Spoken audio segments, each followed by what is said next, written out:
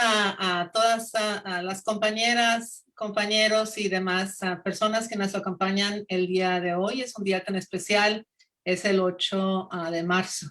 Es el día en que se conmemora el Día Internacional de las Mujeres. Es un día especial, en donde tomamos especial conciencia. Las personas que tenemos o que procuramos tener esa conciencia los 365 días del año. Es un día muy especial y el día de hoy estamos de manteles largos porque contamos con la presencia de la doctora Marcela Lagarde y de los Ríos. Hace 5 años, precisamente hoy, 8 de marzo del 2016, tuvimos el mismo evento y contamos con la presencia de la doctora Marcela Lagarde. Y en aquel entonces fue en persona y bueno, no nos imaginábamos que 5 años después íbamos a estar viviendo este tipo de circunstancias, pero creo que ahora más que nunca el feminismo está más vivo que siempre o que antes. De repente me faltan las palabras, pero sí son momentos muy importantes y bueno, muy especiales por más de una razón. Y este evento también es uno de es una actividad de la Cátedra Internacional Marcela Lagarde y de los Ríos, de la cual nosotros formamos parte de la Universidad de Texas en Austin. Damos las gracias a todas las personas que nos acompañan de manera virtual y yo quisiera dar las gracias antes de empezar este evento a las personas que lo hicieron posible. Muchas gracias como siempre a Paloma Díaz, a Tiffany Guridi y a todas las personas que trabajan en la organización y demás aspectos logísticos y también muchísimas gracias a las personas que ofrecen sus servicios profesionales de traducción.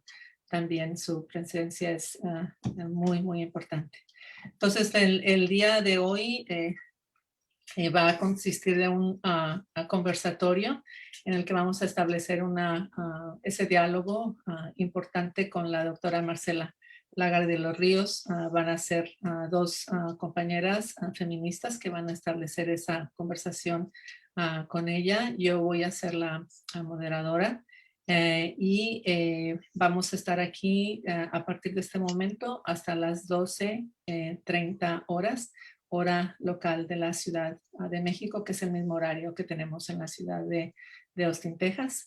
Y lo que voy a hacer a continuación es compartir la semblanza de la doctora Marcela Lagarde y de los Ríos, y luego voy a compartir también una semblanza de las dos feministas que nos acompañan para facilitar el conversatorio y luego ya vamos a iniciar con una serie de preguntas y bueno, pues la doctora Marcela Lagarde de los Ríos no necesita presentación, pero para quienes no le conocen, quisiera dar una semblanza. La doctora Marcela Lagarde, María Marcela Lagarde de los Ríos, es originaria de la Ciudad de México. Es etnóloga por la Escuela Nacional de Antropología e Historia, maestra y doctora en antropología por la UNAM y es también doctora honoris causa por la Universidad Autónoma de Colima. En la actualidad es profesora de los diplomados de estudios feministas en la Universidad Nacional Autónoma de México y en Guatemala y es profesora invitada en diversas universidades, gobiernos y organizaciones de mujeres y feministas. Es autora de más de 100 artículos y más de 14 libros de análisis feminista publicados en México, España y América Latina. Los cautiverios de las mujeres es uno de sus libros y es uno de los libros más importantes, de mayor relevancia en el mundo de habla hispana para las gentes que trabajamos el pensamiento feminista y la teorización feminista. La doctora Lagarde también es coordinadora del proyecto Violencia contra las Mujeres y Política de Gobierno en la construcción de los derechos humanos de las mujeres, auspiciada por UNIFEM y después ONU Mujeres, y dirigió la investigación diagnóstica sobre violencia feminicida en la República Mexicana y desarrolló la teoría del feminicidio y la violencia feminicida. Promovió la Ley General de Acceso de las Mujeres a una vida libre de violencia y del delito de feminicidio en el Código Penal Federal, misma que está vigente en México del 2 de febrero del 2007 y de iniciativas para hacer viable la alerta de violencia de género y para tipificar el delito de feminicidio. Ella participó de manera muy activa en un peritaje ante la Corte Interamericana de Derechos Humanos en el caso Campo Algodonero, en el que se reconoce el incumplimiento de garantizar los derechos humanos de 3 casos de mujeres desaparecidas, torturadas y asesinadas en Ciudad Juárez, además de violaciones a los derechos humanos de sus familiares. Yo les comentaba que esta actividad del día de hoy es parte de la Cátedra Internacional Marcela Lagarde de los Ríos, que ha sido a iniciativa de grupos académicos feministas de la Universidad de Ciudad Juárez, Chihuahua, de la Universidad Nacional Autónoma de México, el Centro de Investigaciones y Estudios Superiores de Antropología Social, la Universidad Autónoma de Aguascalientes, la Universidad de Texas en Austin, la Universidad de Texas en El Paso y la Fundación Guatemala en Guatemala y la Universidad Rey Juan Carlos en Madrid, España. En esta cátedra se realizan los trabajos de investigación y educación en asuntos de género y equidad desde la academia. El día de hoy es muy importante porque, bueno, la doctora Lagarde ha recibido muchísimos reconocimientos, pero el día de hoy recibe 2 en particular que son de especial importancia. El día de hoy ella recibe en una ceremonia especial esta tarde la medalla Sor Juana Inés de la Cruz, que es el máximo reconocimiento que otorga la Cámara de Diputados en México. Y el día de hoy también recibe la Hidalga, que la alcaldía Miguel Hidalgo en la Ciudad de México le otorgará por su compromiso en la defensa de los derechos humanos de mujeres y niñas. Hace años también recibió el reconocimiento por parte del Senado para honrar a Elvia Carrillo Puerto, que fue convocante del primer Congreso Feminista hace más de 100 años.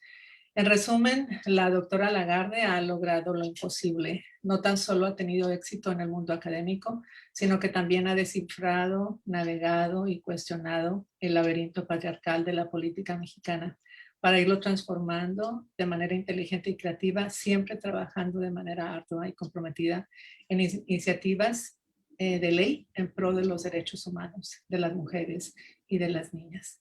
Y lo que es muy especial para nosotros es que la doctora Marcela Lagarde es nuestra maestra, nuestra sorora y nuestra amiga. Y es una gran y especial inspiración para muchas de nosotras, no tan solo en México, sino en muchos países donde se siente, piensa y se escribe el feminismo en español. Así que es un honor profundo tenerte con nosotras, querida Marcela, el día de hoy que es tan especial y que es tan gran significado. Y la doctora Marcela tendrá muchos reconocimientos y es muy brillante y es extraordinario el reconocimiento que, y mínimo quizá que ha recibido, pero yo creo que lo más destaca a nivel humano es que Marcela es poseedora de un gran corazón. Eres un espíritu extraordinario, Marcela, así que muchísimas gracias. Y bueno, ahora quisiera dar una semblanza breve de las 2 compañeras que van a participar en este conversatorio. Natalia Hernández Ochoa es salvadoreña y ha vivido en Estados Unidos desde el 2005. Es estudiante de doctorado en el Instituto Lozano Long de Estudios Latinoamericanos aquí en UT Austin. Se identifica como feminista decolonial y sus intereses de investigación se enfocan en la historia como performance, violencia en contra de las mujeres en Latinoamérica y el uso del arte para fines de sanación.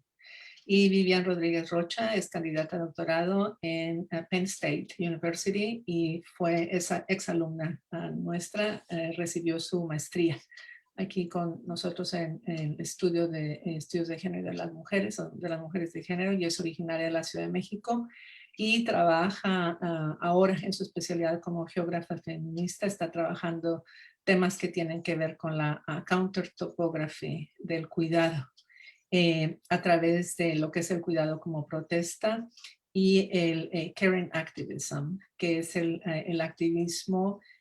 Luego nos explicarás, Vivian, el activismo como forma de cuidado, el cuidado como forma de activismo, van en ambas direcciones. Y tiene un interés especial en las iconografías feministas y en las intervenciones activistas en espacios urbanos a fin de promover la erradicación de la violencia feminicida en México. Y entonces ahora les pido a Natalia y Vivian si pueden dar ahí un poco. Sí, muchas gracias, Gloria. Bueno, yo voy a tener el honor de empezar con la semblanza de la doctora Gloria González López. Ella es originaria de Monterrey, Nuevo León, México, y tiene un doctorado en sociología por la Universidad de Southern California en Los Ángeles y realizó un posgrado en la Universidad de California, Berkeley. Tiene además una maestría en terapia de pareja y familia y terminó sus estudios de licenciatura en psicología en la Universidad Regiomontana antes de emigrar a Estados Unidos. Actualmente trabaja como profesora investigadora en el Departamento de Sociología en la Universidad de Texas, Austin, en donde ha realizado investigación cualitativa en estudios de género y sexualidad con poblaciones de origen mexicano en ambos países desde el 2002. Ofrece cátedra a nivel de doctorado, maestría y licenciatura en estudios de género, sexualidad, violencia sexual y desigualdad social, así como de metodologías cualitativas en las ciencias sociales. También es autora de 2 libros. El primero, Secretos de Familia, Incesto y Violencia Sexual en México, que tiene un prólogo de la doctora Marcela Lagarde de los Ríos y que está publicado en México por editorial Siglo XXI Editores. La versión original en inglés de ese libro fue publicada en 2015 y su nombre es Family Secrets, Stories of Incest and Sexual Violence in Mexico, publicada por NYU Press. Y su segundo libro, Travesías eróticas, la vida sexual de mujeres y hombres migrantes de México, publicada en México por editorial Miguel Ángel Porrúa, y la versión original en inglés, publicada en 2005, Erotic Journeys, Mexican Immigrant and Their Sex Lives, publicada por University of California Press. Es también coeditora de Bridging, How Gloria Anzaldua's Life and Work Transformed Our Own, publicado en 2011 por UT Press, y vive en Estados Unidos desde 1986 y como psicoterapeuta de pareja y familia ha trabajado con mujeres migrantes latinoamericanas cuyas historias han sido marcadas por múltiples expresiones de violencia. Ha impartido talleres en sus áreas de especialidad en Ciudad Juárez, Ciudad de México, Guadalajara, Monterrey y diferentes ciudades de Estados Unidos. Muchas gracias. Bueno, muchísimas gracias. Entonces ahora lo que vamos a hacer es invitar a las 2 compañeras, a Natalia y a Vivian, a que te vayan presentando a Marcela las preguntas para la conversación. Y entonces van a tomar turnos, se van a alternar y cada una de ellas te va a presentar 2 preguntas. Y bueno, la idea es ir llevando un conversatorio, ¿verdad? Entonces voy a darle el micrófono entonces a Natalia. Bien, muchas gracias. Bueno, es un honor tenerla con nosotros, doctora Lagarde. La verdad que es una gran oportunidad poder escucharla. Sé que usted ha publicado y ha ofrecido pues muchas presentaciones sobre estos temas, así que gracias por estar aquí nuevamente.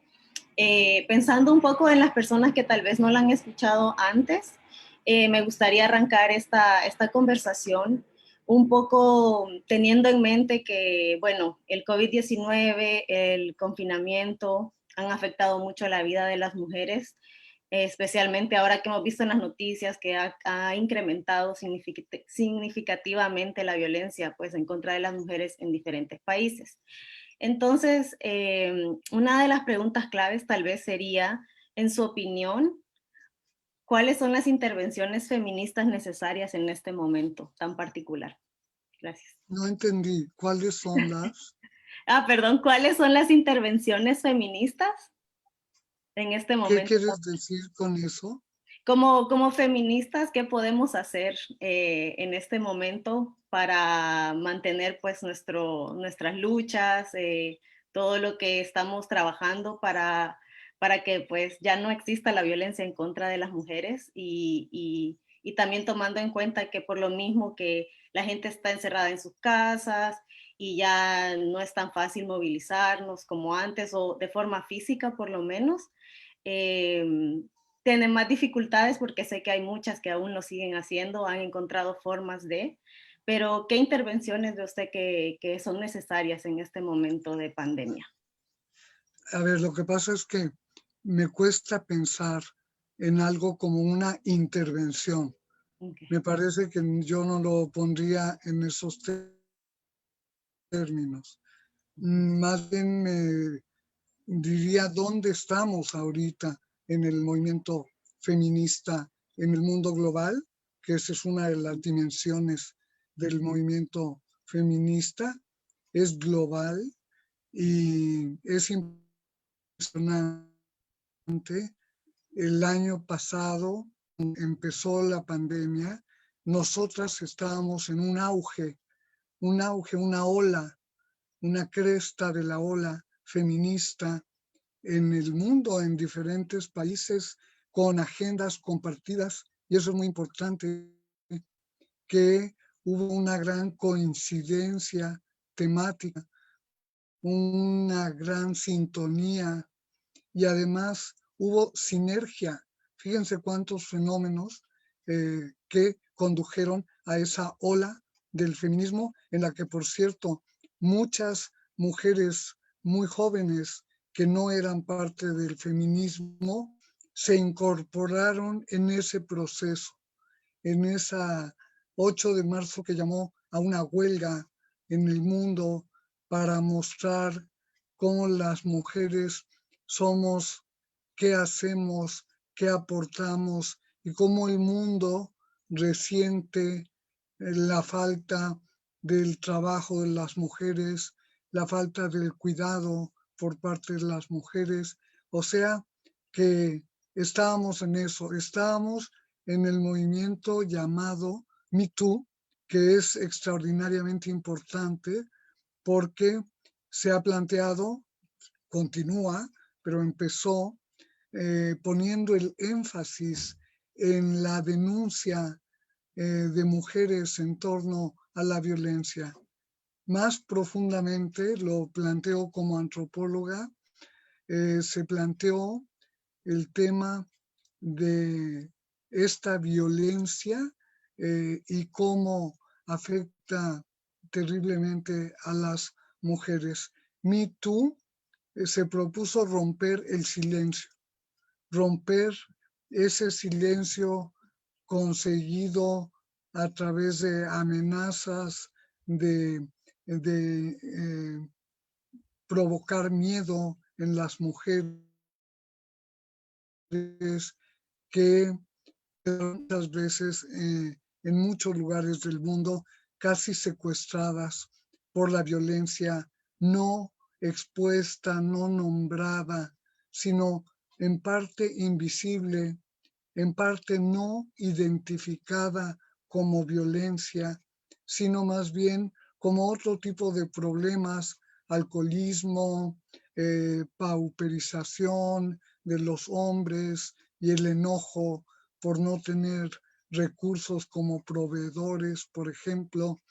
Y todo eso, de repente, por algunas mujeres que iniciaron, recuerdo a una mujer que trabajaba en hostelería, en un hotel, fue amenazada y fue violentada por un huésped muy famoso francés que, bueno, ella cuando pasó el evento se atrevió a denunciar.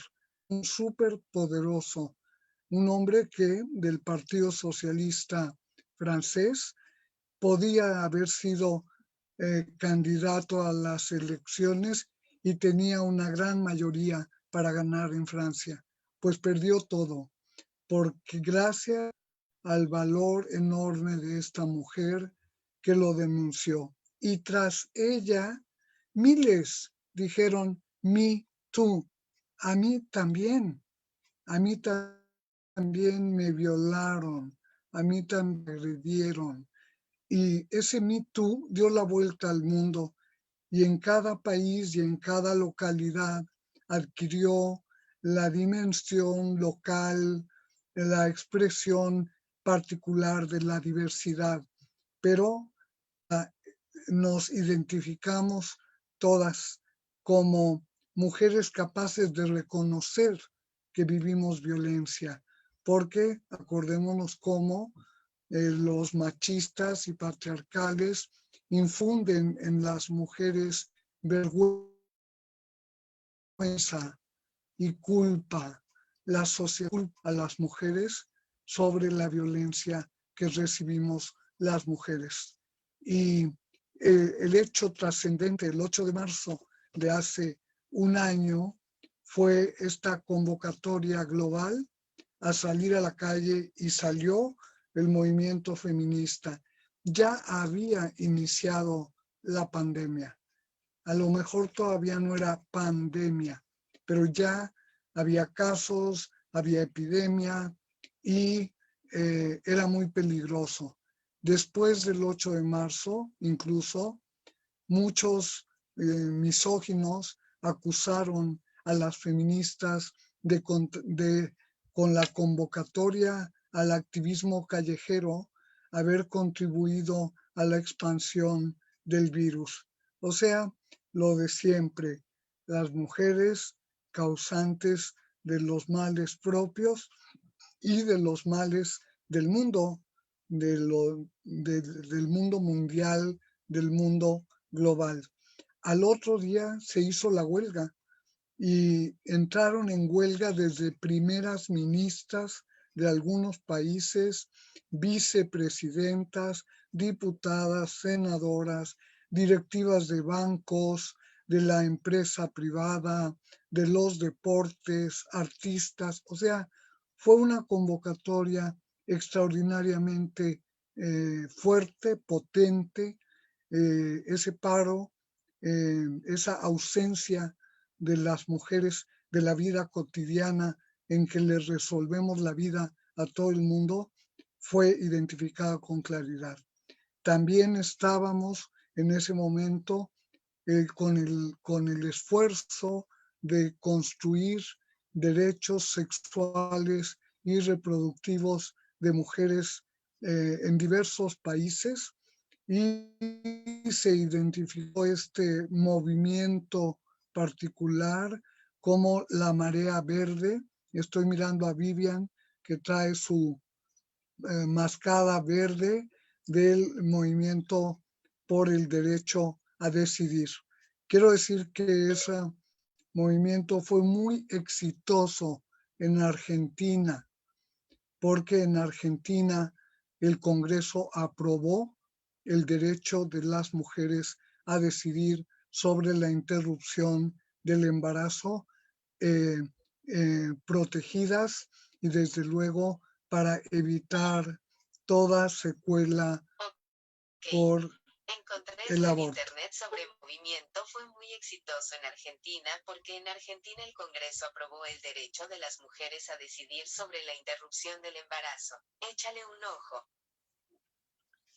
Bueno, no sé por qué se metió otra voz. ¿Me puedes repetir en qué estábamos? Bueno, que yo estaba explicando los diversos movimientos y qué estamos haciendo ahora.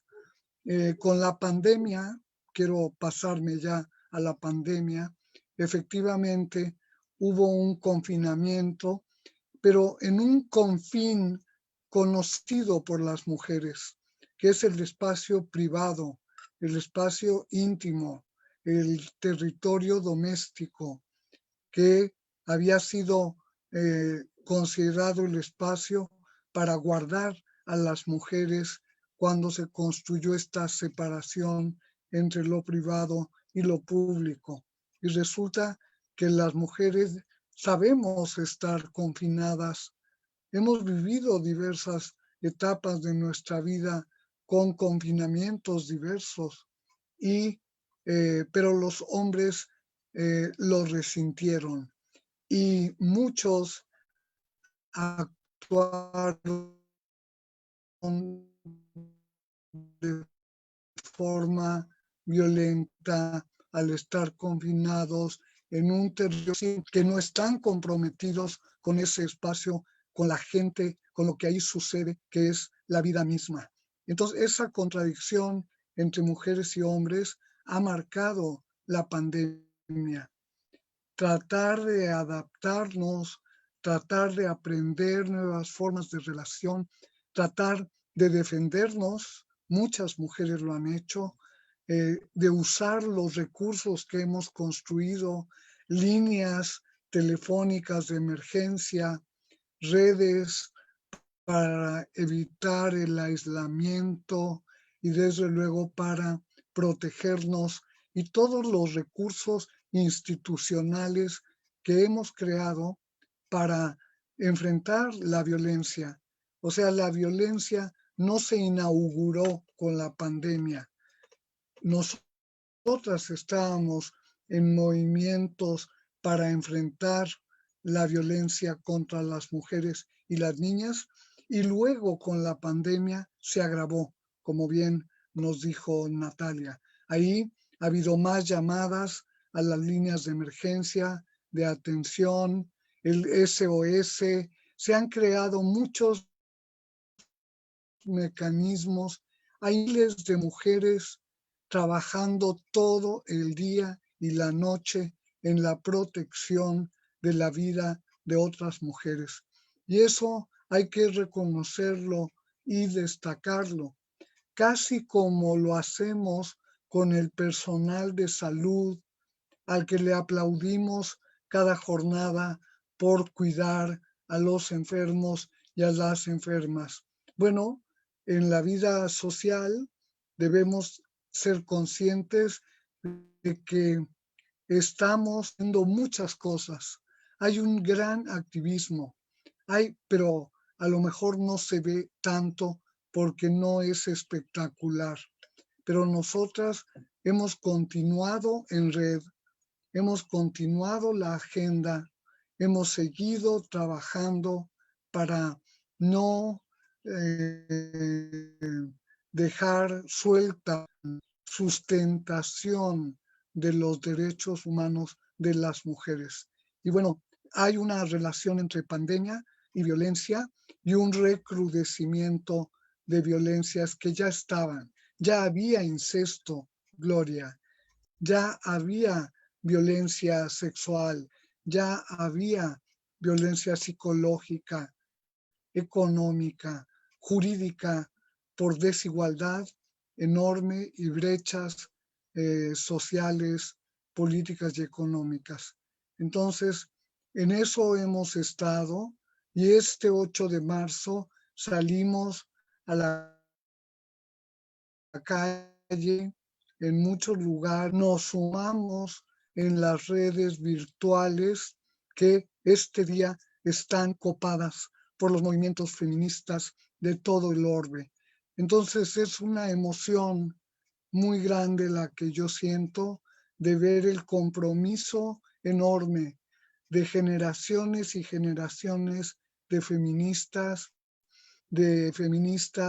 europeas, africanas, asiáticas, americanas, de feministas musulmanas, de feministas cristianas, católicas, feministas budistas, feministas de distintas confesiones y experiencias espirituales, todas reunidas con nuestra fuerza de género para avanzar, abrirnos paso en medio de la pandemia, para lograr una buena atención en salud que tanta falta nos hace y que ya habíamos denunciado feministas en años anteriores y no necesariamente ahora con la pandemia. Pero la pandemia se pudo expandir por el destrozo a la medicina, a la sanidad pública en que estaba el mundo mundial neoliberal que había privatizado la salud y dejado sin acceso a la salud a millones. Y las feministas estamos trabajando por este 8 de marzo evidenciar eso, exigir la construcción de sistemas de salud separados de cuidados, pero haber ambos sistemas que involucran la sociedad en estado debe propiciar esta construcción.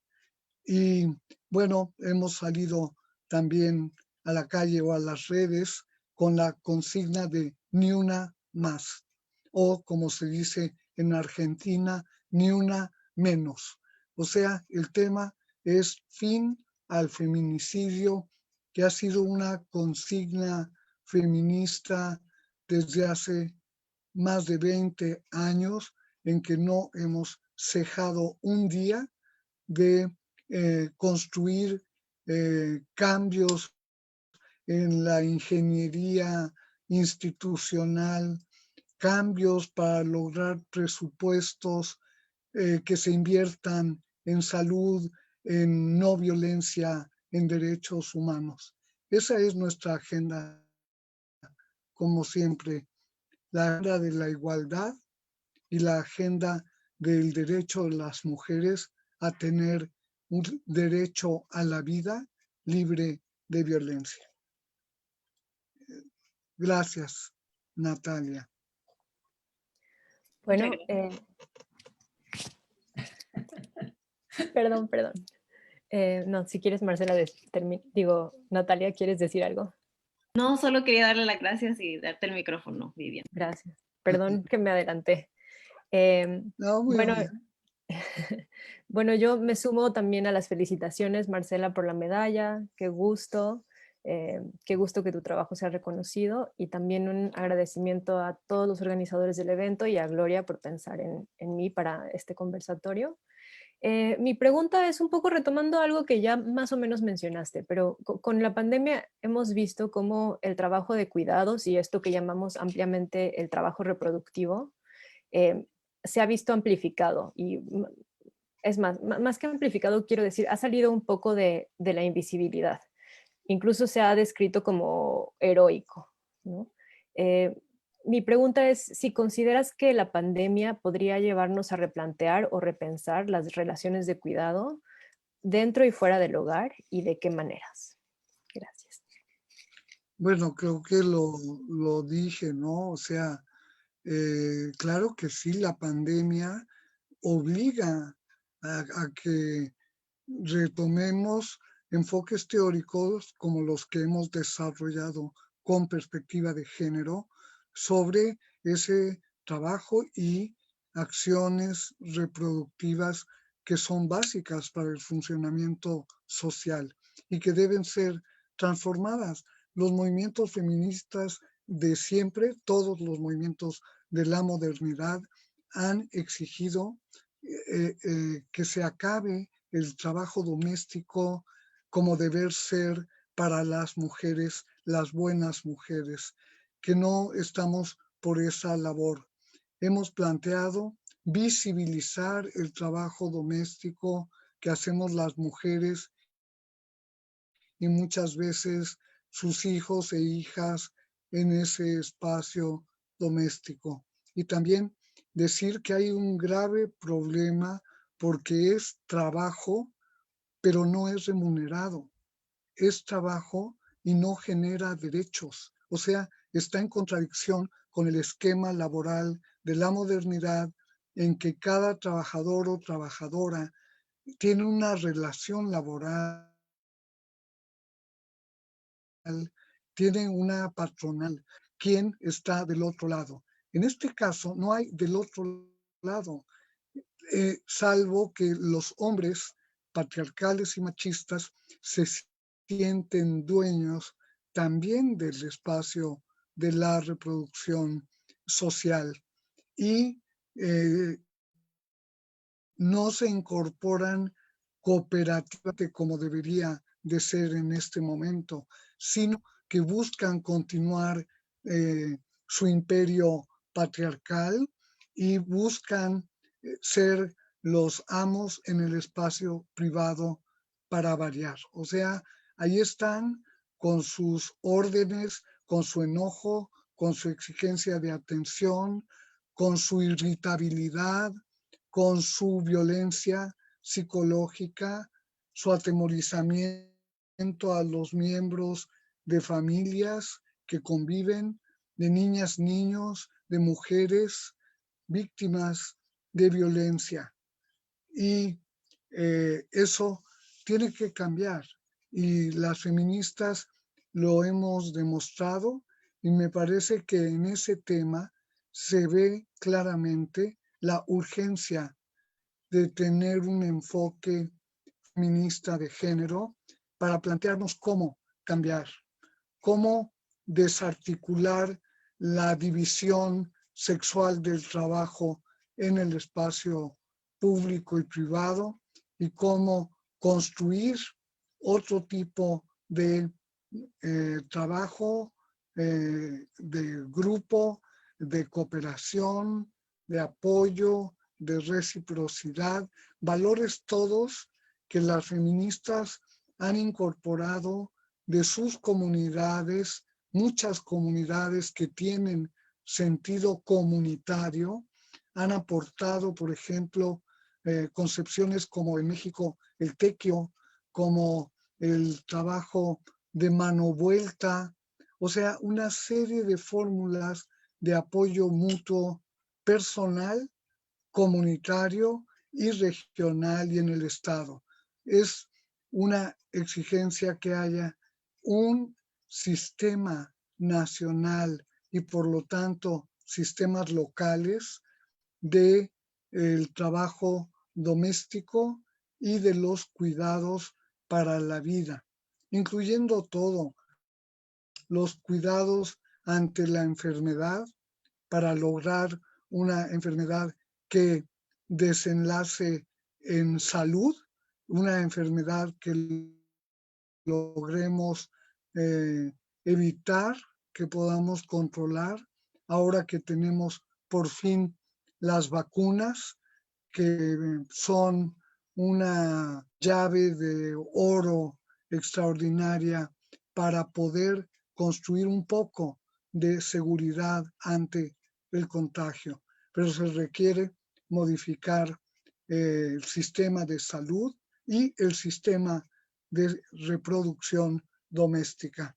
Ambos tienen que cambiar y tenemos que dejar estereotipos y tenemos que sumar esfuerzos, reconocer capacidades distintas, liderazgos en el espacio doméstico, favorecer que los niños, las niñas, los adolescentes, los jóvenes estén lo mejor cuidados posible, apoyados en su tarea escolar, apoyados para enfrentar el confinamiento, depositar en ellos confianza, cariño, acompañamiento.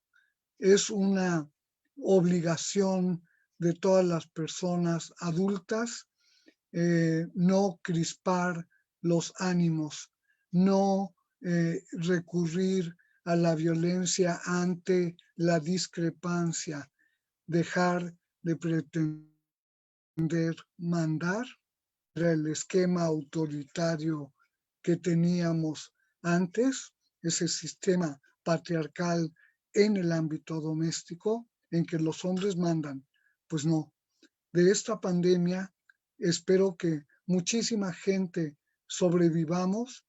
Le deseo a todo el mundo que nos vaya bien y que sepamos que no podemos volver a lo de antes, que la pandemia nos ha cambiado tanto que nada va a ser igual, nada, no hay una normalidad anterior aceptable, no, queremos más, queremos un orden de compromiso ético, queremos un orden donde las personas sean lo más importante y su bienestar y su desarrollo personal y colectivo. Necesitamos hacer realidad la utopía feminista de una sociedad equilibrada, justa, armónica entre mujeres y hombres. Y esta me parece que es no solo el escenario que nos está tocando vivir, sino que debemos echarle ganas porque tenemos ocasión de cambiar muchas cosas. Muchas gracias. Natalia, te dejo. Sí. Bueno, sí, pues basada en un poco, la estoy escuchando y se me vienen muchas preguntas así.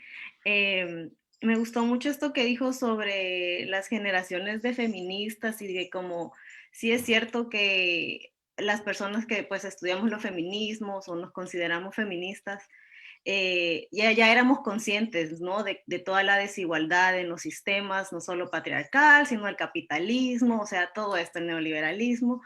Entonces, como usted es un referente muy importante para todas nosotras y estoy segura para generaciones, otras generaciones de feministas también.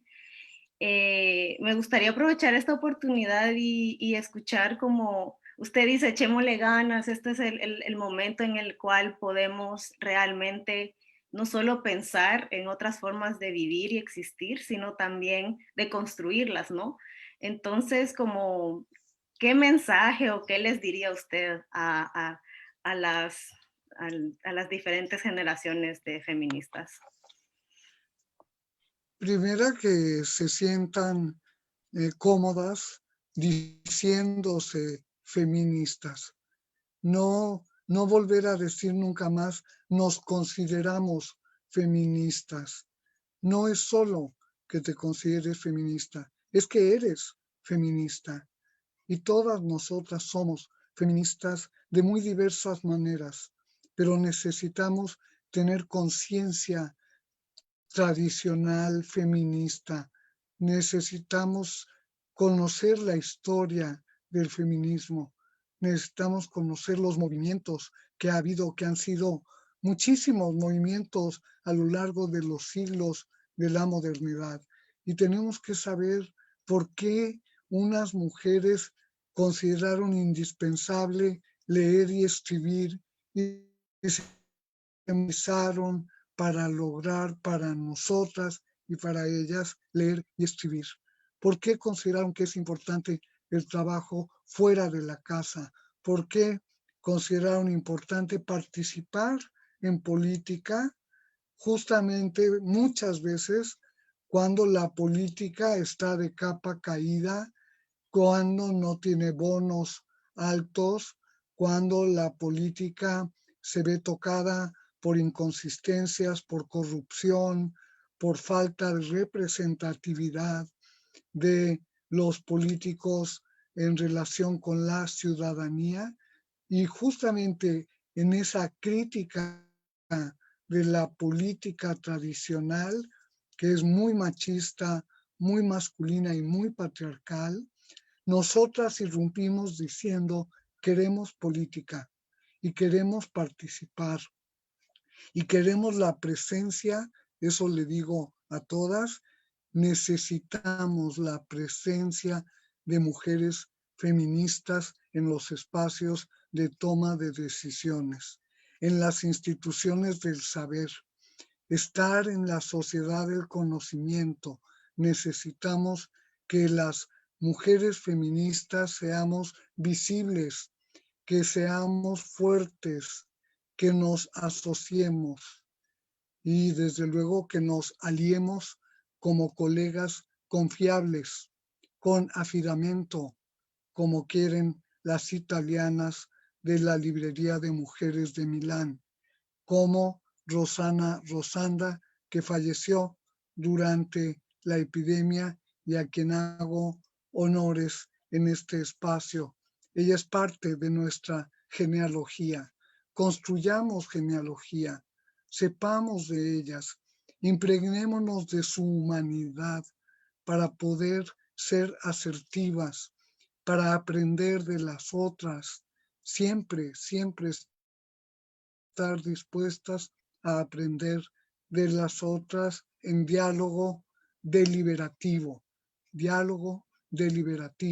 que es una propuesta de relación política entre todos los sujetos de la política y desde luego necesitamos recuperar, si lo hemos perdido, alguno de los ejes de la causa. Si no, sigamos, no nos demos por cansadas.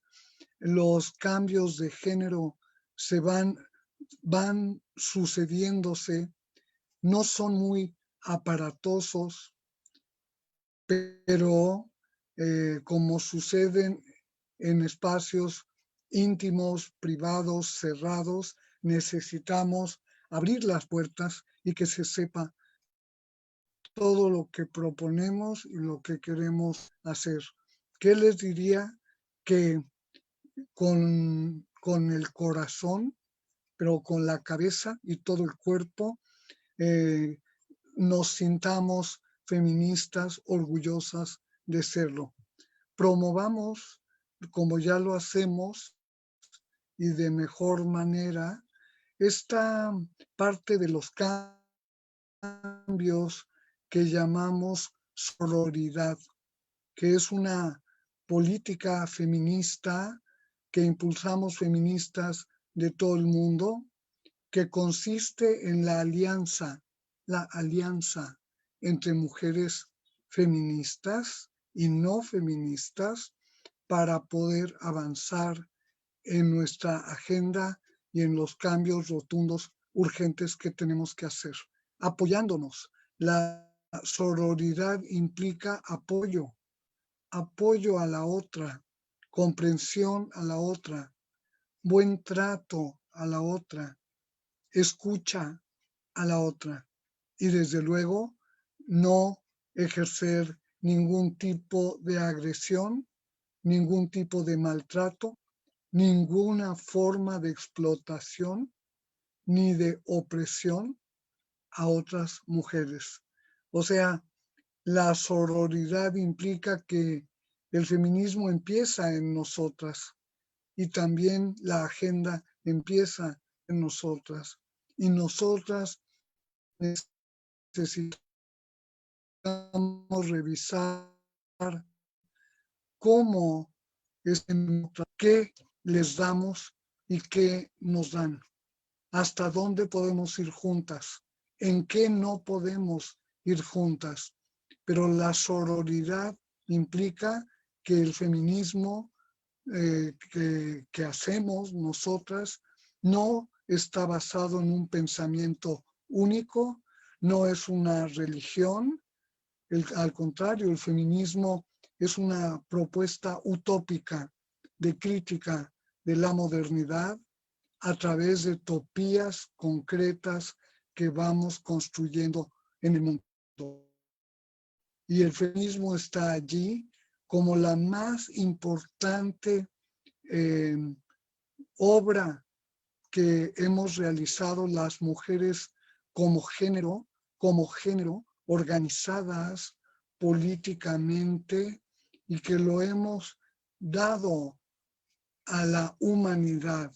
Es el aporte de las mujeres organizadas con fines éticos libertarios, con fines éticos de los derechos humanos de las mujeres. Entonces, lo que les digo a todas es que revisemos nuestras relaciones con otras mujeres. También nosotras estamos en crisis y tenemos que revisar nuestra crisis, nuestras relaciones fundamentales con nuestras madres, con nuestras hijas, con nuestras hermanas, con nuestras maestras, con nuestras colegas, con nuestras estudiantes, con nuestras vecinas, con nuestras jefas, con nuestras políticas, aunque no coincidamos en colores y banderas políticas, pero que sepamos que ahí estamos para echar el hombro, para ayudarnos a enfrentar con éxito y con el menor costo los problemas y los conflictos que tenemos que enfrentar. Entonces, yo promuevo como un aporte que ayuda a vivir esta relación entre mujeres que toca lo más profundo que Franca Basaglia, mi maestra italiana, veneciana, feminista, a quien tanto quiero, ella identificó algo que nos pasa a las mujeres en el patriarcado y tiene que ver con nuestra subjetividad y con nuestra identidad. Dice Franca que la opresión de género produce en las mujeres un sentimiento de orfandad, así de simple, un vacío existencial, una fragilidad porque no podemos contar con otras mujeres porque también están oprimidas. Franca dice que la ausencia de una madre potente lesiona la autoidentidad de las mujeres. Más aún, las mujeres que hemos observado a nuestras madres vivir violencia, nos sentimos por ese hecho desamparadas. Entonces tenemos que revisar eso. No podemos cambiar el pasado, pero sí podemos cambiar nuestra percepción de ese pasado, volverlo comprensivo, y tenemos que comprender por qué ha sucedido, dejar de acusar para pasar a comprender. Y desde luego, comprender a otras mujeres implica la mitad del esfuerzo, porque si lo logramos, pues las mujeres al dejar de sentirnos huérfanas. Y entonces internamente se produce lo que llamamos empoderamiento de las mujeres, porque entendemos que a lo mejor algunas han sido violentadas, la mayoría, pero muchas otras ya estamos logrando que no sean violentadas, que haya un piso de vida confiable, de un sitio, un espacio de derechos, un espacio de seguridad para las mujeres, y entonces con eso podemos cambiar muchísimas cosas. Si nos quedamos con ese sentimiento de orfandad, vamos a desarrollar un fenómeno muy terrible que identificó Lavoisier, un pensador francés del siglo XVIII, que fue él decía, una complicidad o un consenso a la opresión por impotencia aprendida, y así la llamó. Y Franca la llamó impotencia aprendida. Y nosotras todas feministas sabemos que así como podemos aprender, debemos desaprender. Y esta dimensión de nuestra subjetividad construida en la relación primigenia con nuestra madre puede ser desaprendida, podemos cambiar y podemos dejar de sentirnos huérfanas. Todas, aliadas, unidas, funcionamos como una madre simbólica para todas. Tener genealogía, leer autoras, conocer la vida de feministas de otras partes del mundo, de otras culturas, todo eso nos va enriqueciendo y podemos eliminar la impotencia. Podemos proponernos, como ya lo hacemos en todo el mundo, cambios sustanciales al orden social y a la cultura. Ahí lo dejo por si están de acuerdo. Bien, muchas gracias, muchas gracias. No oigo.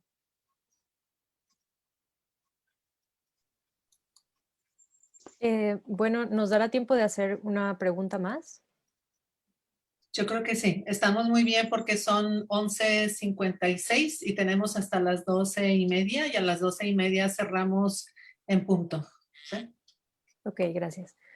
Bueno, Marcela, yo un poco quería, te he escuchado hablar un par de veces sobre la importancia que le das a hacer coincidir la ética del feminismo con la estética del feminismo, y eso para ti significa eh, Mm, practicar la no violencia en todos los sentidos. Entonces, ¿podrías hablarnos un poco de eso, de cómo tú concibes esta coincidencia entre ética y estética feminista y quizá un poco contextualizada en toda la violencia que se da hoy en día en el marco de los bueno, de las protestas de mujeres?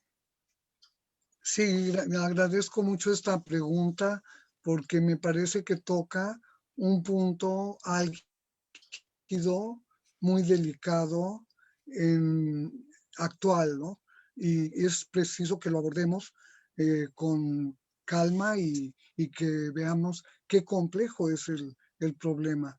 Sí, yo he insistido mucho en que como feministas desarrollamos valores, principios que guían nuestra vida y que queremos llevar también al mundo para que la sociedad funcione con un sentido solidario, por decir lo menos. Eh, es muy contrastante cuando el contenido es ese, pero la forma de decirlo no corresponde con la no violencia. Entonces, al contrario, muchas mujeres, en este caso voy a hablar de las mujeres, luego hablamos de los hombres, muchas mujeres han aprendido en una vida marcada por el patriarcado a luchar, a esforzarse el doble o el triple para ser escuchadas, atendidas, para tener logros, para acceder a recursos incluso vitales, y hay un enorme esfuerzo para empujar valores de solidaridad y de buen vivir. Pero a veces se expresan de forma agresiva, de forma en que una no sabe hasta dónde, qué pasa. Hay un enojo, claro que hay un enojo, muchos enojos, tal vez, y además cuando nos juntamos, que estamos en un espacio feminista de manifestación de las ideas, que estamos creando conciencia, muchas veces nos exaltamos efectivamente porque nos emociona profundamente la violencia, nos lastima y entonces respondemos de forma agresiva pretendiendo ser firmes. Ese es el problema. Confundimos firmeza con lenguaje violento, confundimos firmeza con, no sé, en manifestaciones yo he visto, en medio de todo lo que pasa ahí, alguna que otra pasa haciendo señas obscenas en la marcha y gritando vivan las mujeres y haciendo señas machistas, misóginas, obscenas. Y entonces se sienten muy transgresoras por hacer eso. O sea, son libres de manifestar como quieran las cosas. Y bueno, yo reviso eso, entiendo el enojo, pero me parece que, como en muchos casos, el enojo tiene que ser elaborado para que no te carcoma, para que no te quedes iracunda, sino que puedas transformar esa energía de la ira en una energía creativa, imaginativa, para poder lograr lo que estás buscando, que es aceptable, que es posible, y ajustar el contenido de lo que hacemos con el lenguaje, la narrativa, los discursos, el lenguaje, por ejemplo, usamos muchas veces un lenguaje violento, muchas veces, sin darnos cuenta de que estamos usando un lenguaje colonizadas misóginamente. Y lo repetimos incluso como un lenguaje de valoración. A mí no saben cuántas veces me han dicho como elogio que soy una guerrera. Me lo han dicho muchas veces. Cuando yo soy una pacifista y voy por el mundo desde que era niña construyendo la paz, siempre he sido pacifista. Y bueno, la gente me dice que soy guerrera. Y no soy guerrera. Nunca lo he sido y espero nunca tener que serlo. Es más, me importa mucho que las mujeres no tengamos que guerrear. Me importa, es un valor que no pase eso. Pero entonces no usemos el discurso de rabia machista que impregna muchas veces la cultura política de manifestación. En la Ciudad de México, por ejemplo, desde el día de antier se puso una valla metálica gigantesca en torno al Palacio Nacional. Y una dice, bueno, está bien, quieren proteger los monumentos de pintas, de destrucción, porque ahí hay muchos monumentos y pueden ser dañados muchas instituciones, bancos que tienen oficinas en las avenidas grandes donde van las manifestaciones. Y entonces se pretende proteger el palacio. Sí, pero al mismo tiempo que el palacio se crea un discurso de antagonismo entre el gobierno y los feminismos, las feministas. Y eso no se vale. Me parece que no se vale crear un conflicto que no estaba entre un gobierno progresista y las feministas, porque me parece que se equivocan, que cualquier cambio sustantivo en México y en el mundo tiene que tener perspectiva feminista de género. Si no, no será, no habrá transformación. Entonces, por favor, nosotras tenemos que cuidar el lenguaje, pero también quienes gobiernan tienen que cuidar su lenguaje y tienen que salirse de ese round de sombra, de crear un estereotipo de temor a las feministas, porque quién sabe qué daños van a ocasionar. En vez de aprovechar el 8 de marzo para convocar a todas las fuerzas de este país a construir los derechos humanos de las mujeres y las niñas. Con el micrófono que da el 8 de marzo, los gobernantes tendrían que estar en primera fila, convocando, sumándose al esfuerzo feminista por construir la igualdad desde una perspectiva feminista, no esa igualdad que se queda en decir las mujeres y los hombres, no, una igualdad sustantiva, así la llamamos, así están nuestras leyes, que son feministas y que deben ser favorecidas, apoyadas por quienes nos gobiernan. Entonces, no estoy de acuerdo en que desde el gobierno se cree una falsa creencia acerca de las feministas, que les tenemos miedo a las feministas de lo que van a hacer. Pues no es así. Me parece que las feministas en México y en el mundo entero hemos hecho aportes a la convivencia civil pacífica. Hemos hecho aportes al diálogo, a pesar de haber estado en minoría tantas veces intentando diálogos, insistiendo en esfuerzos conjuntos y insistiendo en que haya gobernanza democrática con perspectiva de género. Entonces, eso lo digo en esta hora. Sé que en las calles de México va a haber miles y miles de mujeres que se sienten con su derecho de manifestarse. Me preocupa que se creen contactos que puedan perjudicar la salud. Me preocupa que no haya sana distancia, que haya una exposición, digamos, al parecer, al virus y que pueda eso enfermar a mucha gente que vaya a la calle. Pero cuidando la salud al extremo, tenemos que manifestarnos. Y tenemos que manifestarnos también, ojalá, a través de las redes, a través de la comunicación virtual.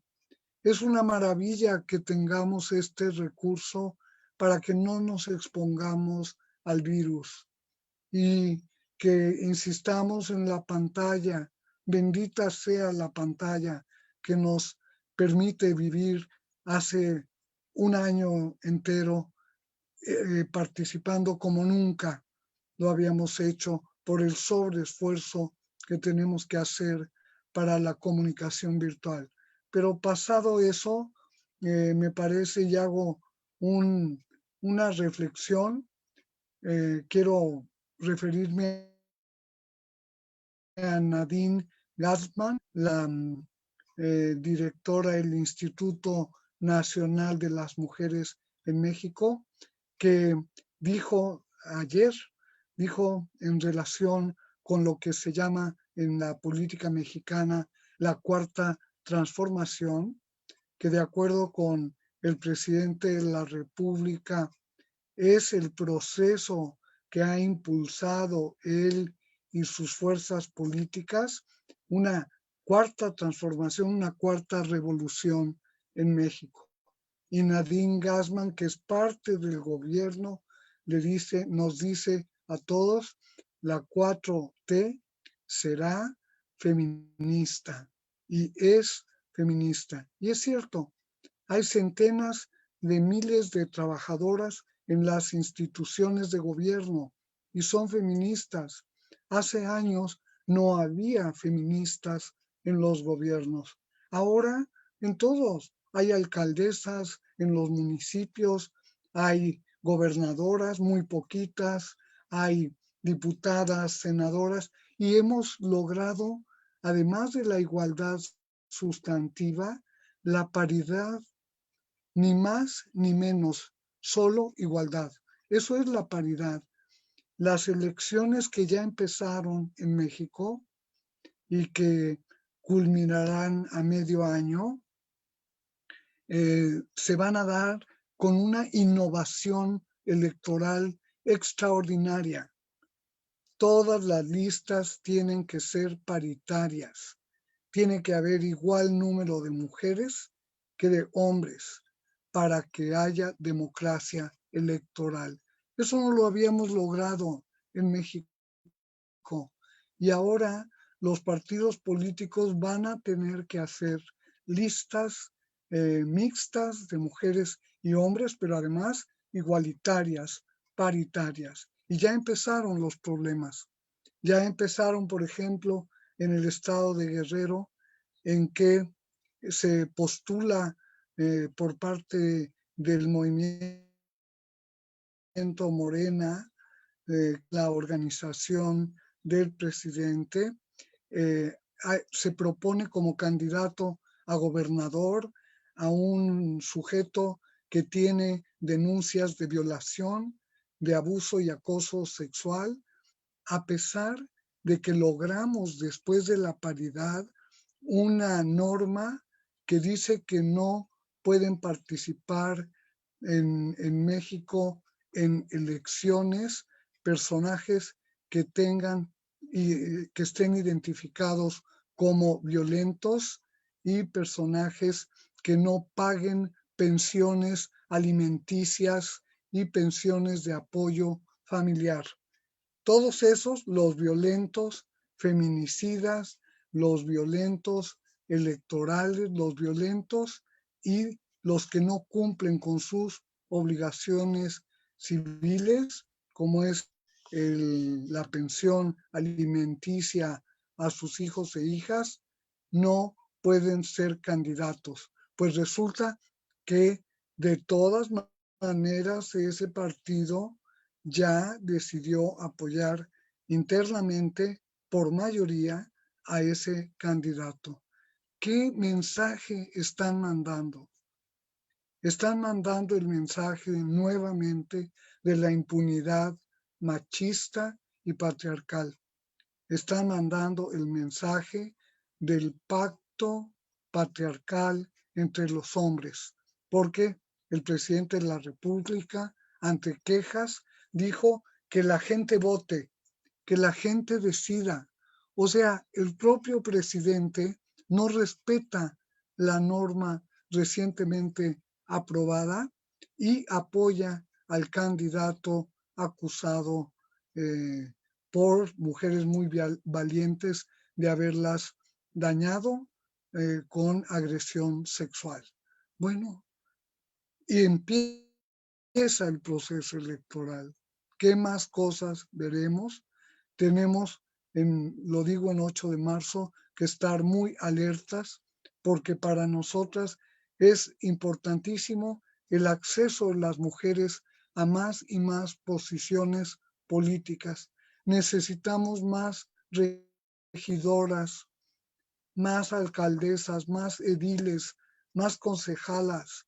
Necesitamos más senadoras, más diputadas, muchas más gobernadoras. Es verdaderamente lamentable que no pasamos de las que podemos contar con media mano el número de gobernadoras que ha habido en este país. Entonces, en parte, la agenda nuestra será llevar a la escena electoral el apoyo sororal a la participación de las mujeres en las elecciones y defender la paridad, porque la paridad no es espontánea, debe ser construida, debe ser el producto de una conciencia crítica, inteligente, de mujeres que nos damos cuenta de que necesitamos garantizar condiciones democráticas a las que llamamos paridad para poder avanzar. Y finalizo diciendo que yo estoy a favor de intervenciones normativas para impedir que haya un monopolio continuo de los espacios políticos por parte de los hombres. Necesitamos abrir eso. Y decir que yo fui constituyente en la Asamblea Constituyente de la Ciudad de México, que logramos que fuera paritaria. Éramos 100 diputadas y diputados constituyentes, 50-50.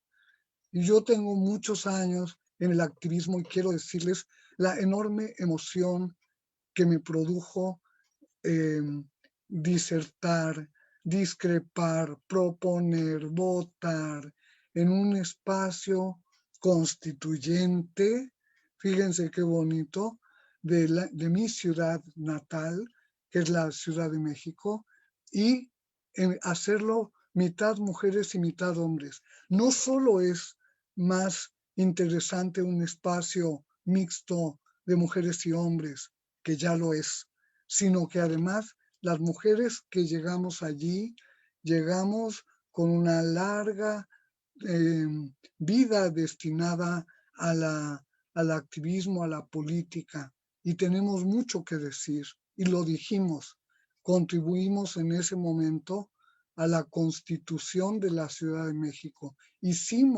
Redactamos la Constitución, mujeres y hombres en paridad.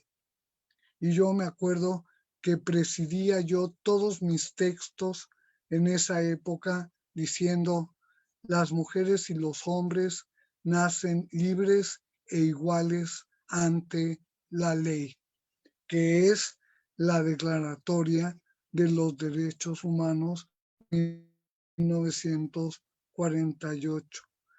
La paridad implica hacerlo realidad y para eso necesitamos mujeres que incidan en sus partidos, que incidan en los espacios para aliarse, mujeres de todos los partidos y defender la paridad, hacerla real y ser plurales como sucede con el feminismo contemporáneo, que nos distinguimos por ser plurales, por trabajar juntas, por no sentirnos enemigas, no lo somos, aunque llevemos camisetas diferentes.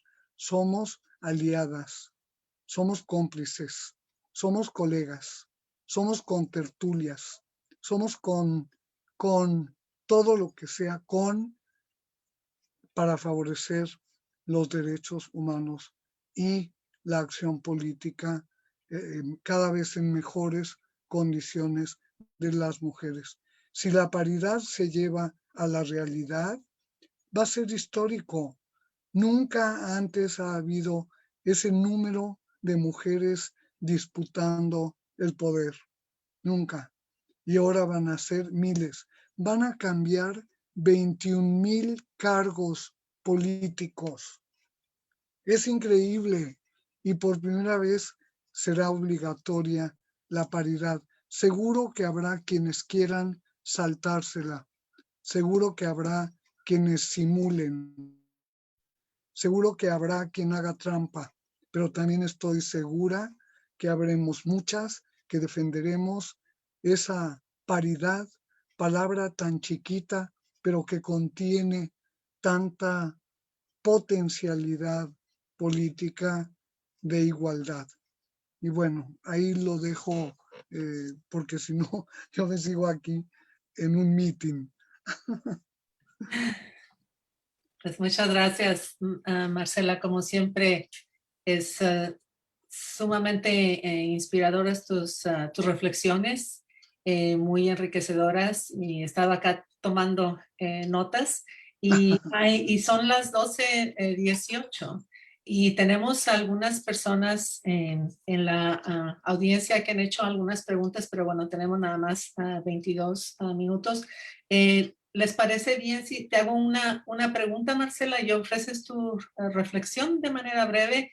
Yo creo que algunas de las preguntas las has contestado de alguna manera. La que yo quisiera hacerte es la siguiente. Dice, ¿cómo construir un diálogo más empático con nuestras madres, tías, hermanas que no están tan familiarizadas con feminismos y no solo con nuestras compañeras de profesión o redes de apoyo? ¿Cómo construir un diálogo con las madres y las hermanas? Hasta ahí escuché. Sí, hermanas que no están familiarizadas con el feminismo y no tan solo Ajá, con nuestras compañeras de profesión o redes de apoyo. con nuestras compañeras de profesión. Sí, o sea, ¿cómo construir el diálogo empático con nuestras madres, tías, hermanas que no conocen o no están familiarizadas con el feminismo y no tan solo con las compañeras de profesión o con las redes de apoyo? Con las mujeres en nuestras Bueno, familias que ya no... entendí, ya entendí. Ujú. Sí, cómo no. Bueno, me parece una clave. Yo siempre doy claves.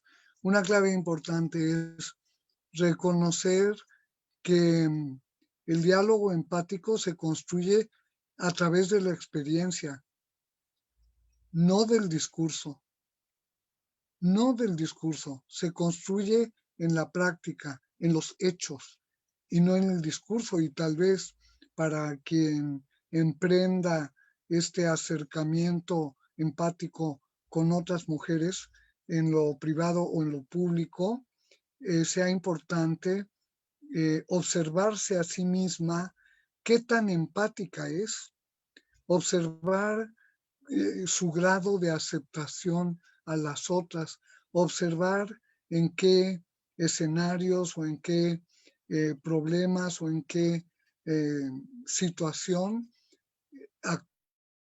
actuamos nosotras, las que queremos ser empáticas, actuamos con las demás.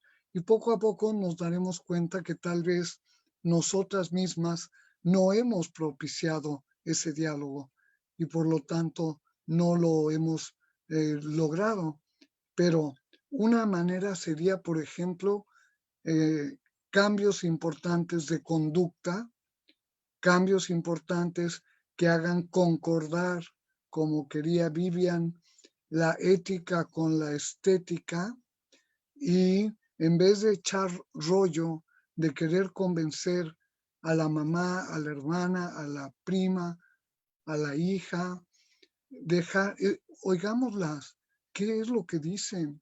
¿Qué les pasa? ¿Dónde están? Y no pretendamos que les vamos a ir a imponer nuestras ideas. No, a lo mejor no tienen condiciones para cambiar.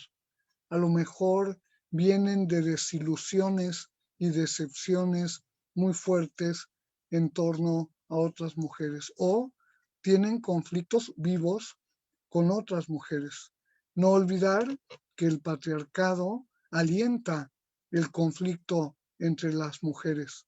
El patriarcado alienta el aislamiento de las mujeres y por tanto estemos presentes, seamos amigables, seamos honesta y decididamente apoyadoras y iremos viendo cambios importantes. Tenemos que aprender a desactivar los conflictos y a proceder a tener el intercambio del que se trate con la mejor disposición de acuerdo, la mejor disposición de comprensión.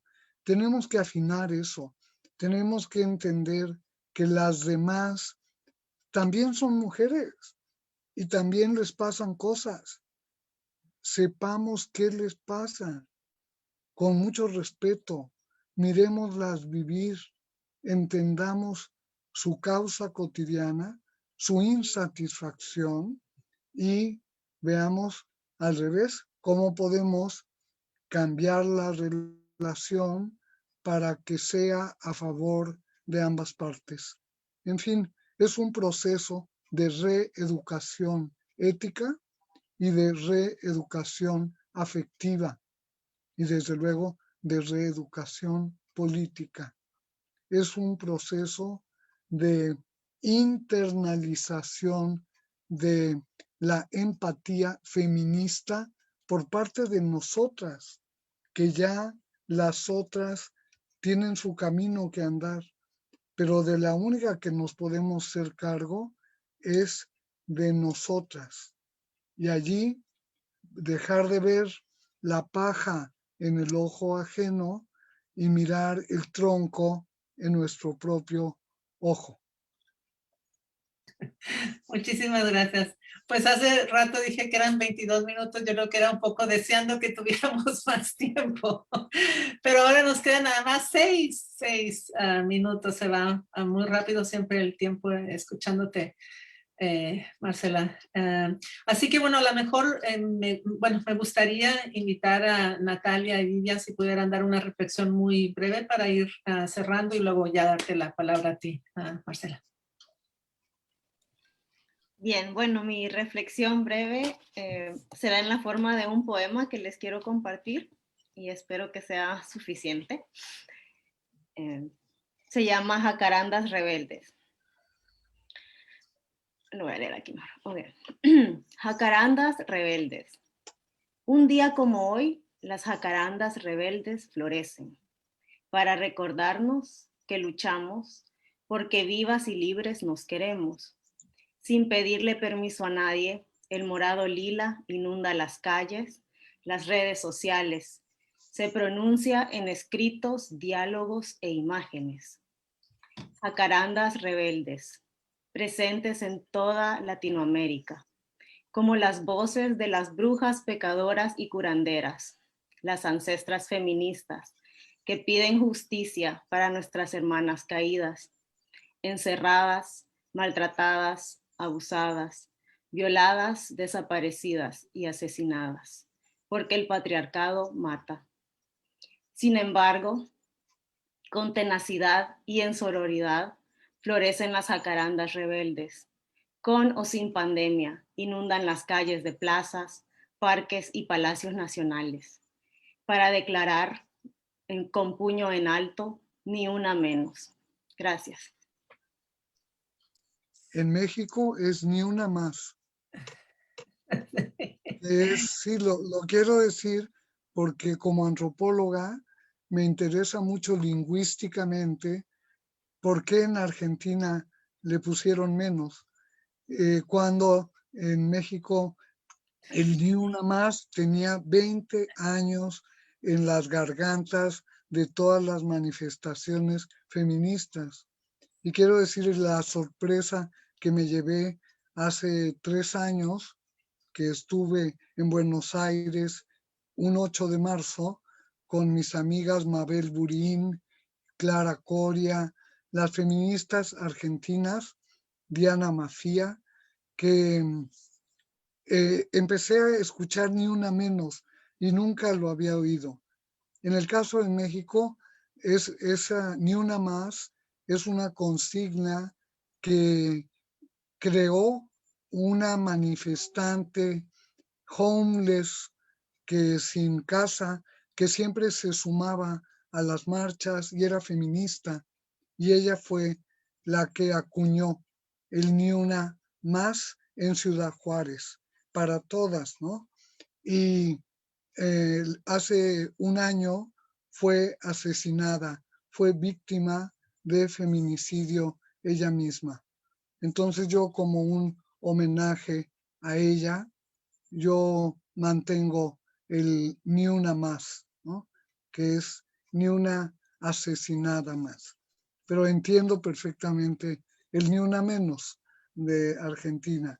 Lo importante es que lo que estamos diciendo es que no tienen que ser miles para llamar la atención. Con una, no estamos dispuestas a avalar esa capacidad funesta del patriarcado. Muchísimas gracias. Gracias, Natalia. Muchísimas gracias por tu inspiradora poema y muchísimas gracias, Marcela, por la reflexión y la precisión. Vivian. Bueno, pues está muy difícil seguir al poema con cualquier cosa, entonces yo solo tengo gratitud, agradecimiento por haber podido participar en esto, por escuchar a Marcela y a Natalia y a Gloria, y compartirles que estoy en casa de mi mamá, de vuelta después de muchos años, un tiempo, y desde mi ventana de mi cuarto se ve una jacaranda que está toda floreada. Oh, qué bonita, qué bonita. Gracias por No, todo. no le escuché la última parte. Oh, Decía que desde ¿Está la ventana de mi de cuarto se ve regreso una porque en estuvo casa de mi fuera? mamá. Sí. Estoy de vuelta en casa de mi Ah, mamá. ya, qué Y bonito. desde la ventana de mi cuarto veo una Ajá, jacaranda que está toda floreada. qué precioso, sí. muy Yo bonita. crecí en una colonia, la colonia del Valle, en la Ciudad de México, que tiene jacarandas por toneladas y es una maravilla esta época.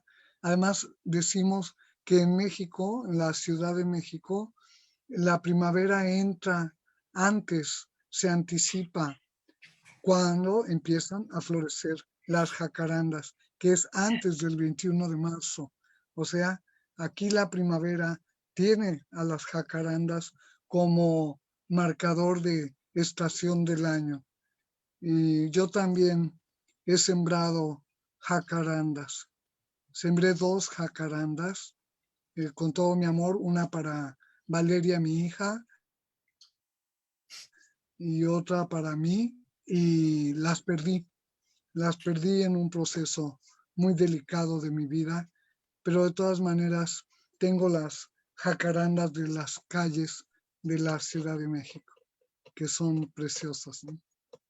Felicidades. Y agradecida yo con Natalia, con Vivian, por su participación.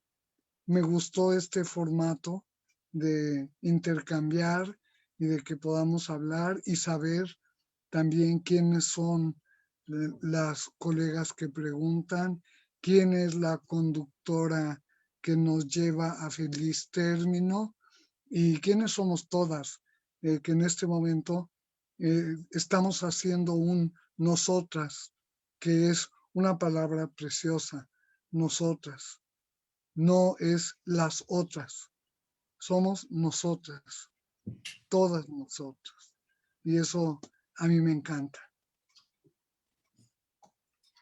Pues qué bonito, yo creo que con eso nos vamos, ¿no? Somos todas nosotras y a mí eso me encanta. Así que pues con eso cerramos. Muchísimas gracias, Marcela. Como siempre, un honor y un privilegio escucharte. Y bueno, te acompañaremos esta tarde de manera virtual cuando des tu intervención breve, una presentación que vas a dar cuando se te otorgue la medalla de Sor Juana. Y bueno, pues te acompañaremos ahí de manera virtual y bueno, siempre de manera simbólica estamos todas, ¿verdad? Entonces, muchísimas gracias de nuevo a las personas que nos acompañaron. Gloria.